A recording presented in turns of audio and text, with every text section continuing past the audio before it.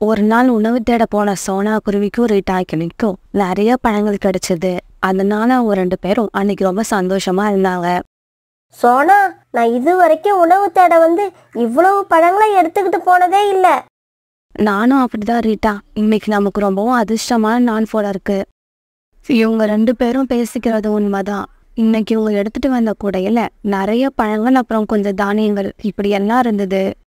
Rita, உன்னோட பையன் விட்டு என்னோட பையன் குக்கு அப்புறம் பியூட்டி இப்படி எல்லாருமே இந்த பழக்கூடைய பார்த்துட்டு ரொம்ப சந்தோஷப்படுவாங்க. இவங்க இப்படி பேசிக்கிட்டு இருக்கப்ப திடீர்னு குளிர்ந்த காத்து வீச ஆரம்பிச்சது. அதே சமயம் நல்ல வெளிச்சமா இருந்த வானத்தை கருமேகங்கள் வந்து மூடினதால வானம் கொஞ்சம் கொஞ்சமா இருட்ட ஆரம்பிச்சது. ரீட்டா, நம்ம சீக்கிரம் இந்த இடத்த விட்டு கிளம்பி வீட்டுக்கு போய் ஆகணும். மழை வந்துருச்சுன்னா நாம வீட்டுக்கு போய் சேர ரொம்ப தாமதமாயிடும். இப்படி பேசிக்கிட்ட சோனா குருவியும் ரீட்டா கிளியும் பிறகு தங்களுடைய பழக்குடைய தூக்கிட்டு அந்த இடத்த விட்டு பறக்க ஆரம்பிச்சாங்க. இப்படி பறந்து வந்த இவங்க ஒரு மலைப்பகுதிக்கு வந்து சேர்ந்தப்ப அங்க உள்ள ஒரு மரத்துல ஒரு கழுகு ஒண்ணு உட்கார்ந்துருக்கத சோனா குருவி பாதடிச்சு. உடனே சோனா குருவி ரீட்டா கிளிய கூப்பிட்டுக்கிட்டு கழுகோட கண்ணில் படாம அங்கிருந்த ஒரு மரத்துல மறைவா உட்காந்துருச்சு. சோனா, எதுக்காக இங்க வந்து உட்கார்ந்த? சீக்கிரம் வா, மழை வர்றதுக்குள்ள நம்ம வீட்டுக்கு போய் ஆகணும். ரீட்டா, அங்க பாரு, அந்த மரத்து மேல ஒரு கழுகு உட்காந்துருக்கு. சோனா குருவி இப்படி சொல்லிக்கிட்டு இருக்கப்ப மழை பெய்ய ஆரம்பிச்சிருச்சு. கெட்டது போ, நம்ம வீட்டுக்கு போறதுக்கு முன்னாடியே மழையும் பெய்ய ஆரம்பிச்சிருச்சு. மழையில நனைஞ்சுக்கிட்டாவது வீட்டுக்கு போய் சேரலாம்னு பார்த்தா எதிரில கழுகு உக்காந்துருக்கு. சோனா, நீ சொன்ன மாதிரி நமக்கு இது ரொம்பவும் அதிர்ஷ்டமான நாள் தான். ரீட்டா, இந்த நிலைமையில உனக்கு எப்படிதான் சிரிப்பு வருதோ? இப்ப அந்த கழுகு பறந்து போற வரைக்கும் நாம இங்க உட்காந்துருக்கிறத தவிர வேற வழியே இல்லை. காலையிலேருந்து இந்த மரத்து மேலே உட்காந்துருக்க ஒரு பறவை கூட இந்த வழியாக பறந்து போகவே இல்லை. காலையிலேருந்து உட்காந்து காலெல்லாம் வலிக்குது. கடவுள் நம்மளை இன்னைக்கு ரொம்ப சோதிக்கிறாரு. உட்காந்துட்டோம். இன்னும் கொஞ்ச நேரம் உட்காந்து பார்ப்போம். இப்படி யோசிச்ச கழுகு அந்த இடத்த விட்டு பறந்து போகாம அங்கேயே உட்காந்துருந்தது. இந்த சமயத்துல மழை வேற அதிகமா பெய்ய ஆரம்பிச்சது. அதே சமயம் மழை கூட போட்டி போட்டுக்கிட்டு காத்தும் வேகமா வீச ஆரம்பிச்சது. வேற வழியில அதை சோனா குருவியும் ரீட்டா கிளியும் கழுகு பறந்து போறதுக்காக அந்த மரத்து மேலேயே காத்திருந்தாங்க. அந்த சமயத்துல ராத்திரியும் ஆயிடுச்சு. அக்கா, சீக்கிரமா விளக்க ஏத்து, எனக்கு இருட்ட பார்த்தாலே பயமா இருக்கு. குக்கு இப்படி சொன்ன உடனே பியூட்டி அங்கிருந்த விளக்க எரிய வச்சது. இங்க பாரு தம்பி, நீ இங்க கூட்டுக்கிட்ட வந்து உட்காரு. ஜன்னல்ல உட்கார்ந்து இருட்ட பார்த்துக்கிட்டு இருந்தா உனக்கு பயமா தான் இருக்கும். நான் அங்க வந்துட்டேன்னா அம்மா வராங்களா இல்லையான்னு நமக்கு எப்படி தெரியும்? நீ கூட்டுல வந்து உட்காரு, அக்கா போய் ஜன்னல்ல உட்கார்ந்து அம்மா வராங்களான்னு பாக்குறேன். பியூட்டி இப்படி சொன்னதும் ஜன்னல்ல உட்காந்துருந்த குக்கு தாவி வந்து கூட்டுல உட்காந்துக்கிட்டான். கொஞ்ச நேரம் கூட்டுல உட்காந்துருந்த குக்குக்கு இப்ப மறுபடியும் பயம் வர ஆரம்பிச்சது. அக்கா, நானும் ஜன்னலுக்கே வந்துடுறேன், எனக்கு இங்க உட்கார்ந்துருக்க பயமா இருக்கு. இப்படி சொல்லிட்டு கொஞ்ச தூரம் நகர்ந்து வந்த குக்குவோட ரெக்கப்பட்டு அந்த அகல் விளக்கு கீழே விழுந்து உடஞ்சு போச்சு. எரிஞ்சுக்கிட்டு இருந்த விளக்கும் அணிஞ்சு போச்சு. என்னடா குக்கு இப்படி பண்ணிட்ட? நம்ம வீட்ல இருந்தது ஒரே ஒரு விளக்கு, அதையும் உடைச்சிட்டியே. அக்கா, நான் வேணும்னு உடைக்கல, விளக்கு போகட்டும். நீ சீக்கிரமா என் பக்கத்துல வந்து உட்காரு, எனக்கு ரொம்ப பயமா இருக்கு. இந்த சமயத்துல தூரத்துல தன்னோட அம்மா பறந்து வந்துகிட்டு இருக்கத பியூட்டி பார்த்துருச்சு. அம்மா வந்துட்டாங்க, அம்மா வந்துட்டாங்க. அம்மா வீட்டுக்கு திரும்பி வரதை பார்த்த பியூட்டி ரொம்ப சந்தோஷமாயிடுச்சு. உடனே கூட்டுல உட்காந்துருந்த குக்குவும் தாவின் ஜன்னலுக்கு வந்துட்டான். எங்க அம்மா எங்க? அதோ அந்த மரத்துக்கு பின்னால வந்துகிட்டு இருக்காங்க. இருட்டுல உனக்கு சரியா தெரியாது, கொஞ்சம் பொறு, அம்மா நம்ம வீட்டுக்கே வந்து சேர்ந்துடுவாங்க. பிறகு கொஞ்ச நேரத்துல தன்னோட வீட்டுக்கு வந்த சோனா குருவி தான் கொண்டு வந்திருந்த பழக்கூடைய கூட்டுல வச்சது. பியூட்டி, எதுக்காக இருட்டுல உட்காந்துருக்க? விளக்கு ஏற்ற வேண்டியது தானே? அம்மா, தம்பியோட ரெக்கப்பட்டு விளக்கு கீழே விழுந்து உடஞ்சி போயிடுச்சு. குக்கு, நம்ம வீட்டில் 3 விளக்கு இருந்தது. அதில் 2 விளக்கு நீ ஏற்கனவே உடைச்சிட்ட. ஒன்றே ஒன்று மீறி இருந்தது, அதையும் இன்னைக்கு உடைச்சிட்ட. இப்படி குக்குவை கொஞ்ச நேரம் திட்டின சோனா குருவி பிறகு பழங்களை எடுத்து கொடுக்க அவங்க 2 பேரும் சாப்பிட ஆரம்பிச்சாங்க. அம்மா, நீங்க வீட்டுக்கு வர்றதுக்கு எதனால லேட் ஆச்சு? அது ஏன் கேட்குறப்போ, வர வழியில் ஒரு கழுகு வந்து உட்காந்துருச்சு. அந்த கழுகு மட்டும் அங்கே வரலனா நாங்கள் எப்போவோ வீட்டுக்கு வந்திருப்போம். கடைசியில் பார்த்தா அந்த கழுகு அவ்வளோ நேரம் அங்கேயே உட்காந்துட்டு இப்போ தான் அந்த இடத்த விட்டு கிளம்பி போகுது. இப்படி அந்த கழுகு போனதுக்கப்புறம் நானும் ரீட்டாக்கிலையும் அந்த இடத்த விட்டு கிளம்பி வீட்டுக்கு வரோம். இப்படி பேசிக்கிட்டு இருந்த 3 பேரும் பிறகு அப்படியே படுத்து தூங்க ஆரம்பித்தாங்க. மறுநாள் பொழுது விடிஞ்சிச்சு. மறுநாள் பொழுது விடிஞ்சும் பொழுது விடிஞ்சதே தெரியாத அளவுக்கு வானம் இருட்டிக்கிட்டு மழை பெஞ்சிக்கிட்டே இருந்தது. அந்த சமயத்தில் ரோனி குருவி சோனா குருவியோட வீட்டுக்கு வந்தது. ரோனி அக்கா, என்ன இது, இவ்வளவு காலையிலேயே என் வீட்டுக்கு வந்திருக்கீங்க? சோனா, திடீர்னு நேற்று காலையில இருந்து மழை பெஞ்சதால என்னால உணவு தேட போக முடியல. உன்கிட்ட ஏதாவது கொஞ்சம் உணவு இருந்தா கொடு. உடனே சோனா குருவி தான்கிட்ட இருந்த கொஞ்சம் பழங்களை எடுத்து ரோனி குருவி கிட்ட கொடுத்தது.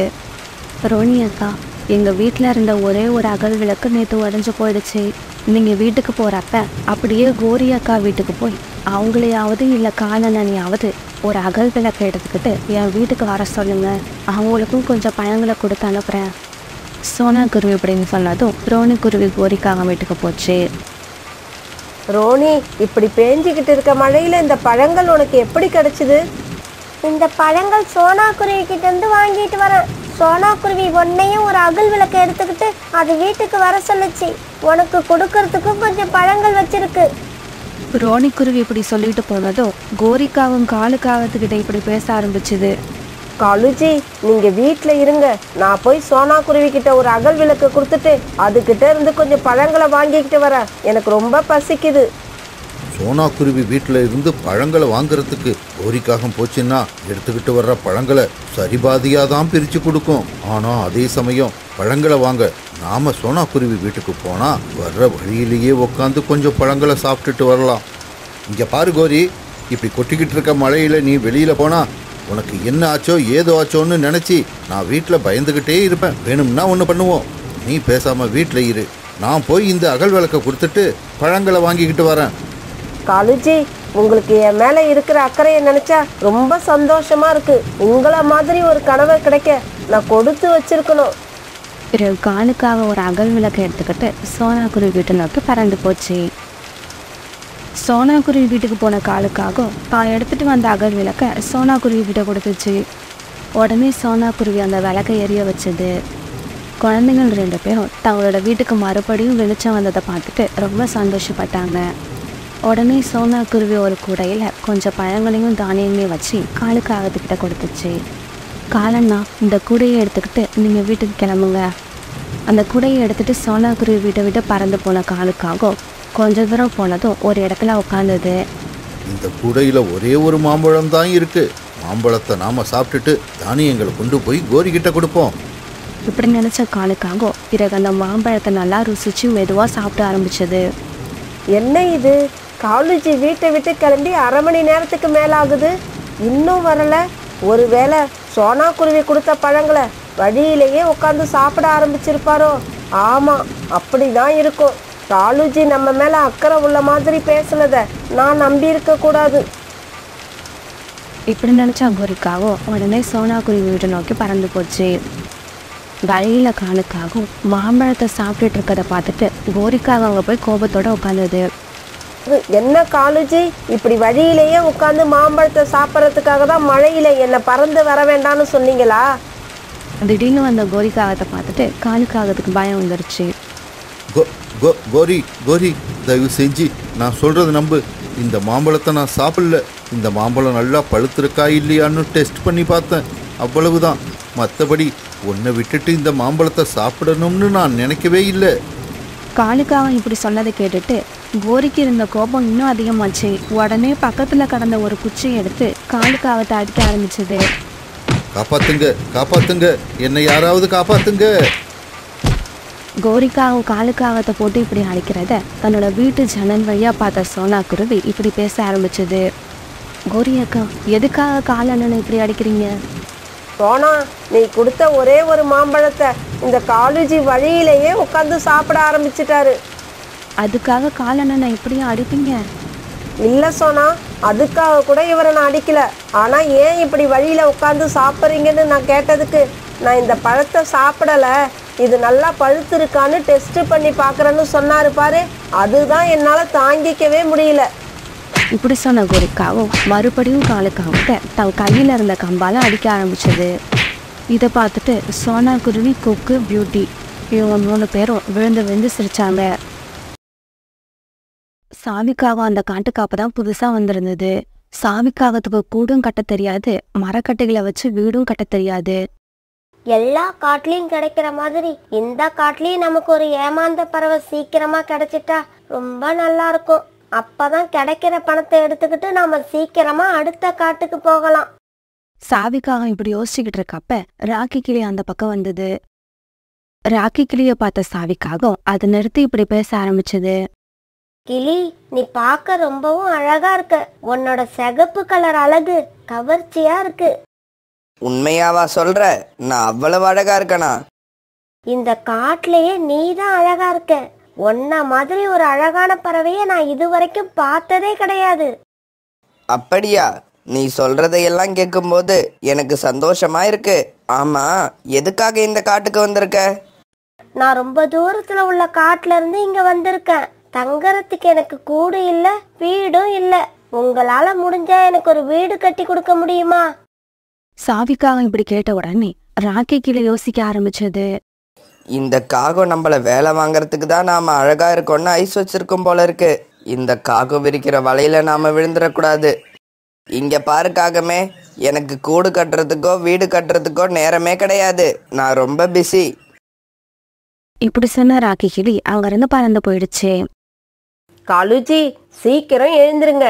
வீட்டு கூரையை இன்னைக்கு சரி பண்ணணும்னு சொன்னது ஞாபகம் இல்லையா? கூரையில உள்ள ஓட்ட வழியா வெயில் வீட்டுக்குள்ள வருது. சீக்கிரமா எழுந்திருச்சு காட்டுக்குள்ள போய் மரக்கட்டைகளை எடுத்துக்கிட்டு வாங்க. வேலை வேலை வேலை, எப்ப பாரு எனக்குன்னு ஏதாவது ஒரு வேலையை ரெடியா வச்சிருக்க. இப்படி சொன்ன காலுக்காகும் பிறகு மரக்கட்டைகளை எடுத்துட்டு வர்றதுக்காக காட்டுக்குள்ள பறந்து போச்சு. வாழ்க்கையே ஒரே வெறுப்பா இருக்கு. எப்ப பார்த்தாலும் கோரி நமக்கு ஏதாவது வேலை கொடுத்துக்கிட்டே இருக்கா. அன்பு, சந்தோஷம், அமைதி இதெல்லாம் நம்ம வாழ்க்கையில எப்பதான் கிடைக்க போகுதோ. இந்த மாதிரி தன்னோட மனசுல நினைச்சுக்கிட்டு பறந்து போன காலுக்காகத்தை சாவிக்காக பார்த்தது. இந்த காகத்தை பார்த்தா லூசு மாதிரி இருக்கு. நாம விரிக்கிற வலையில இந்த காகம் கண்டிப்பா மாட்டிக்கும். என்னங்க என்னங்க, ஒரு நிமிஷம் இங்க வாங்க, உங்ககிட்ட ஒண்ணு சொல்லணும். சாவிக்காகம் இப்படி சொன்ன உடனே காலுக்காக சாவிக்காகத்துக்கிட்ட போய் உட்கார்ந்தது. சொல்லுங்க சொல்லுங்க, ஏதோ சொல்லணும்னு சொன்னீங்கல்ல, அதை சீக்கிரமா சொல்லுங்க, எனக்கு நிறைய வேலை இருக்கு. இங்க பாருங்க, நீங்க ரொம்ப அழகா இருக்கீங்க. உங்கள மாதிரி ஒரு அழகான ஆண்காகத்தை நான் இதுவரைக்கும் பார்த்ததே இல்ல. காலுக்காகம் இந்த பக்கமும் அந்த பக்கமும் பார்த்துச்சு. ஆமா, நீங்க யார்கிட்ட பேசுறீங்க? என்கிட்ட தானே பேசுறீங்க, இல்ல வேற யார்கிட்டயாவது பேசுறீங்களா? நான் உங்ககிட்ட தான் பேசிக்கிட்டு இருக்கேன். நான் உங்களை தான் ரொம்ப அழகா இருக்கீங்கன்னு சொன்னேன். என் பேரு சாவி. உங்க பேரு என்னன்னு நான் தெரிஞ்சுக்கலாமா? தெரிஞ்சுக்கணும். நீங்க அவசியம் என்னோட பேரை தெரிஞ்சுக்கணும். என்னோட பேரு காலு. ஆமா, இந்த காட்டுல நான் உங்களை இதுக்கு முன்னாடி பார்த்ததே இல்லையே. நீங்க எங்க இருந்து வரீங்க? என்ன விஷயமா வந்தீங்க? காலுஜி, நான் அதையெல்லாம் அப்புறம் சொல்றேன். எனக்கு இப்ப உடனடியா நான் குடியிருக்க எனக்கு ஒரு வீடு வேணும். இந்த விஷயத்துல உங்களால எனக்கு உதவ முடியுமா? கண்டிப்பா கண்டிப்பா உதவி செய்யறேன். நீங்க குடியிருக்க அழகான ஒரு வீட்டை கட்டித்தரேன். நான் கட்டுற வீடு அழகாவும் ரொம்ப வலிமையாவும் இருக்கும். அப்படின்னா நாம 2 பேரும் சேர்ந்து வீடு கட்டுவோம். வீடு கட்டுற விஷயத்துல நானும் உங்களுக்கு உதவி பண்றேன். அதெல்லாம் முடியாது. உங்களுக்கு வேலை கொடுத்து நான் உங்களை கஷ்டப்படுத்த மாட்டேன். நீங்க ஒரு ஓரமா உட்காந்து வேடிக்கை பார்த்துக்கிட்டு இருங்க. ஆமா, வீடு கட்ட தேவையான மரக்கட்டையெல்லாம் எங்க இருக்கு? மரக்கட்டைகளா? அப்படி என்கிட்ட எதுவும் இல்ல. என்கிட்ட மரக்கட்டைகள் இல்லன்னா நீங்க எனக்கு வீடு கட்டி தர மாட்டீங்களா? யார் சொன்னது அப்படி? நீங்க கவலைப்படாதீங்க. இப்பவே காட்டுக்குள்ள போய் மரக்கட்டைகளை வெட்டி எடுத்துக்கிட்டு வந்து உங்களுக்கு வீடு கட்டுற வேலையை ஆரம்பிக்கிறேன். இப்படி சொன்ன காலுக்காகம் உடனே மரக்கட்டைகளை வெட்டி எடுக்கிறதுக்காக ரொம்பவும் சந்தோஷமா அங்கிருந்து பறந்து போச்சு. காட்டுக்குள்ள போன காலுக்காகம் அங்க இருந்த ஒரு மரத்தை வேக வேகமா வெட்ட ஆரம்பிச்சது. இதே சமயம் காலுக்காகத்தோட மனைவி கோரி வீட்டுக்குரிய சரி செய்ய கொஞ்சம் மரக்கட்டைகளை எடுக்க போன காலுக்காகத்தை எதிர்பார்த்து உட்கார்ந்துருந்தது. காலண்ணா, இப்பெல்லாம் உங்களுக்கு ரொம்ப பொறுப்பு வந்துருச்சு. உங்களோட வீட்டுக்குரிய சரி பண்ண தானே இப்ப நீங்க மரக்கட்டைகளை வெட்டிக்கிட்டு இருக்கீங்க. ஆமா சோனா, ஆமா. இப்பெல்லாம் எனக்கு நிறைய பொறுப்பு வந்துருச்சு. கோரி என்கிட்ட ரொம்ப நாளா சொல்லிக்கிட்டு இருந்தா. அதனாலதான் இன்னைக்கு வீட்டு கூரையை சரி பண்ணலாம்னு முடிவு பண்ணிட்டேன். காலுக்காக சொன்னதை கேட்டு சந்தோஷப்பட்ட சோனா குருவி பிறகு அங்கிருந்து பறந்து போயிடுச்சு. பிறகு மரக்கட்டைகளை தூக்கிக்கிட்டு சாவி காகத்துக்கிட்ட பறந்து போன காலுக்காக அங்க ஒரு புது வீட்டை கட்ட ஆரம்பிச்சது. சோனா, காலுஜியை எங்கேயாவது பாத்தியா? காலையில வீட்டுக்குறைய சரி பண்றதுக்காக மரக்கட்டைகளை எடுத்துக்கிட்டு வரேன்னு சொல்லிட்டு காட்டுக்குள்ள போனாரு. இது வரைக்கும் திரும்பி வரவே இல்லை. கோரி அக்கா, காலன் நான் காட்டுக்குள்ள ஒரு மரத்தை வெட்டிக்கிட்டு இருக்கத பார்த்தேன். மரக்கட்டைகளை வெட்டி எடுத்துக்கிட்டு சீக்கிரமா திரும்பி வந்துருவாரு.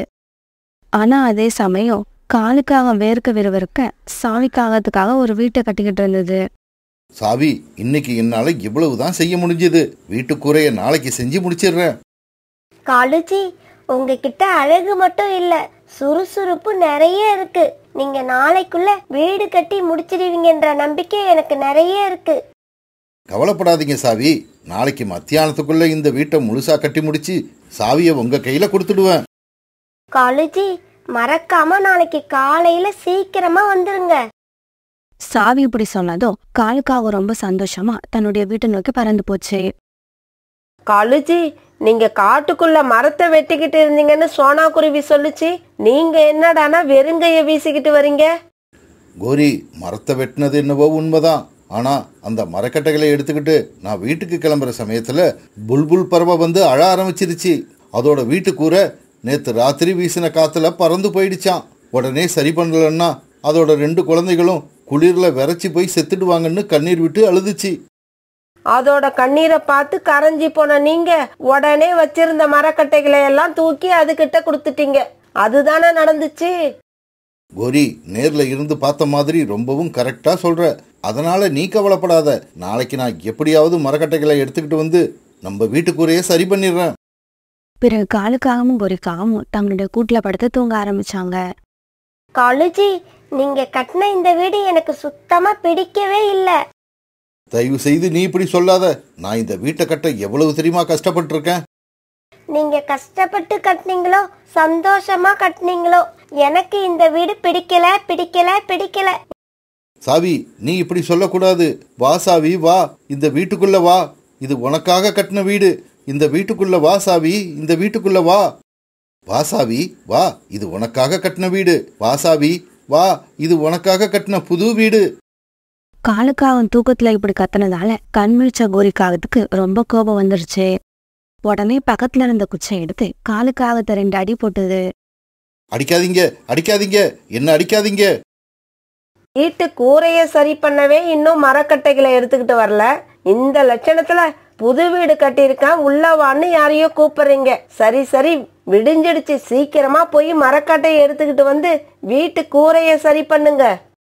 நாம கண்டதெல்லாம் கனவா? அப்படின்னா நான் இன்னும் என்னோட சாவிக்காக வீட்டை கட்டி முடிக்கலையா? ஐயோ, மணி ஆயிடுச்சு. சீக்கிரமா போகணும். இப்படி நினைச்ச காலுக்காக உடனே வீட்டை விட்டு அவசரமா பறந்து போச்சு. காலுக்காக இப்படி அங்க போனப்ப சாவிக்காக அங்க ஏற்கனவே வந்து காத்துக்கிட்டு இருந்தது. என்ன காலுஜி, இவ்வளவு லேட்டா வரீங்க? நான் ரொம்ப நேரமா உங்களுக்காக காத்திருக்கேன் தெரியுமா? நான் சீக்கிரமா வந்திருப்பேன். இருந்தாலும் நீங்க என்னோட கனவுல வந்து என்ன தூங்கவே விடல. அதனாலதான் எழுந்திருக்க லேட் ஆயிடுச்சு. போங்க காலுஜி, என்ன நீங்க கிண்டல் பண்ணதெல்லாம் போதும். சீக்கிரமா வீட்டை கட்டி முடிங்க. அதுக்கப்புறம் நாம 2 பேரும் அந்த வீட்டுக்குள்ள உட்கார்ந்து பேசிக்கிட்டே இருக்கலாம். பிறகு காலுக்காக மறுபடியும் காட்டுக்குள்ள போய் வீடு கட்ட தேவையான பொருட்கள் எல்லாத்தையும் தூக்கிட்டு வந்தது. அப்புறம் எடுத்துட்டு வந்த பொருட்களை வச்சு சீக்கிரமா வீட்டை கட்ட ஆரம்பிச்சது. அன்னைக்கு வெயில் ரொம்ப அதிகமா இருந்ததால காலுக்காகத்துக்கு வேர்த்து ஊத்துச்சு. ஆனா காலுக்காக அதை பத்தி எல்லாம் கவலைப்படவே இல்லை. அன்னைக்கு சாயங்காலம் ஆச்சு. காலுக்காக சாவிக்காகத்துக்காக ஒரு அழகான வீட்டை கட்டி முடிச்சிருந்தது. அதை பார்த்து சாவிக்காக ரொம்ப சந்தோஷப்பட்டது. காலுஜி, வீடு ரொம்ப அழகா இருக்கு. நீங்க இப்படி ஒரு அழகான வீட்டை கட்டுவீங்கன்னு நான் எதிர்பார்க்கவே இல்லை. சாவி, ஏன் வெளியில நின்னு பேசிக்கிட்டு இருக்க? இது நம்மளோட வீடு. வா, நாம வீட்டுக்குள்ள போவோம். இல்ல காலுஜி, இப்ப நேரம் சரியில்லை. இந்த நேரத்துல நாம 2 பேரும் வீட்டுக்குள்ள போனா நமக்குள்ள சண்டை வந்துடும். அதனால நாளைக்கு காலையில நாம 2 பேரும் இந்த வீட்டுக்குள்ள போகலாம். சாவி, நீ சொன்னா அது சரியாதான் இருக்கும். சரி, நான் இப்ப வீட்டுக்கு போறேன். இப்படி சொன்ன காலுக்காகவும் பிறகு தன்னுடைய வீட்டுக்கு பறந்து போச்சு. என்ன காலுஜி, இன்னைக்கு வெறுங்கையோட வந்திருக்கீங்க? இன்னைக்கு வெட்டின மரக்கட்டையை யாருக்கு இலவசமா கொடுத்தீங்க? கோரி, இன்னைக்கு வெட்டின மரக்கட்டைகள் என்கிட்ட தான் இருக்கு. இருந்தாலும் நான் மரத்தை வெட்டி முடிக்க ரொம்ப நேரம் ஆயிடுச்சு. இந்த இருட்டில் நான் தனியா பறந்து வர்றதே கஷ்டமான விஷயம். இதுல அந்த மரக்கட்டைகளை என்னால எப்படி தூக்கிக்கிட்டு வர முடியும்? வெட்டின கட்டைகளை எல்லாம் கட்டா கட்டி ஒரு இடத்துல வச்சிருக்கேன்.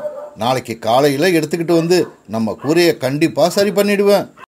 அன்னைக்கு ராத்திரி பூரா காலுக்காகவும் தூக்கம் வராம தவிச்சுக்கிட்டு இருந்தது. எப்பவும் சீக்கிரமா பொழுது விடிஞ்சிரும். இன்னைக்கு என்ன இவ்வளவு நேரமாகியும் இன்னும் பொழுது விடியாம இருக்கு. பிறகு ஒரு வழியா மறுநாள் பொழுது விடிஞ்சது. காலுக்காக அவசரமா பறந்து அந்த புது வீட்டுக்கிட்ட வந்தது. எப்பவும் அதே இடத்துல காலுக்காகத்துக்காக வெயிட் பண்ணிக்கிட்டு இருக்க சாவியை இன்னைக்கு காணோம். சாவி, நீ எங்க இருக்க?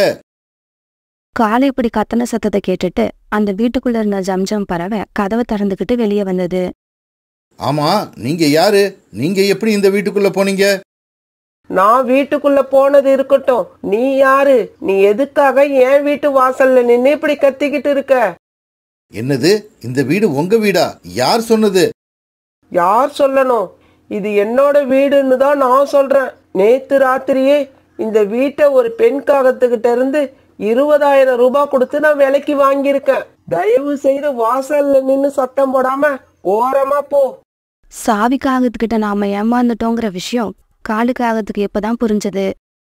வீட்டுக்குரிய சரி பண்ண கோரிக்காவும் எத்தனையோ நாட்களா சொல்லிக்கிட்டு இருக்க, நாம அதை செய்யாம அறிமுகமே இல்லாத ஒரு காகத்துக்காக இப்படி ஒரு வீட்டை கட்டி கொடுத்தது எவ்வளோ பெரிய தப்புன்னு காலுக்காகத்துக்கு இப்பதான் புரிஞ்சது. மறுபடியும் வீட்டுக்கு வெறும் கையோட வந்த காலுக்காகத்தை பார்த்துட்டு கோரிக்காகம் இப்படி கேட்டது. என்ன காலுஜி, இன்னைக்கு வெறுங்கையோட வீட்டுக்கு வந்திருக்கீங்க? இல்ல கோரி, இல்ல. இன்னைக்கு நான் வெறுங்கையோட வரல. என் கையில எதுவும் இல்லாட்டியும் என்னோட புத்தியில நிறைய பாடம் கத்துக்கிட்டு வந்திருக்கேன். அதுக்கப்புறம் வந்த நாட்கள்ல காலுக்காகம் தன்னோட மனைவிக்காகவும் தன்னோட குடும்பத்துக்காகவும் உண்மையிலேயே உழைக்க ஆரம்பிச்சது.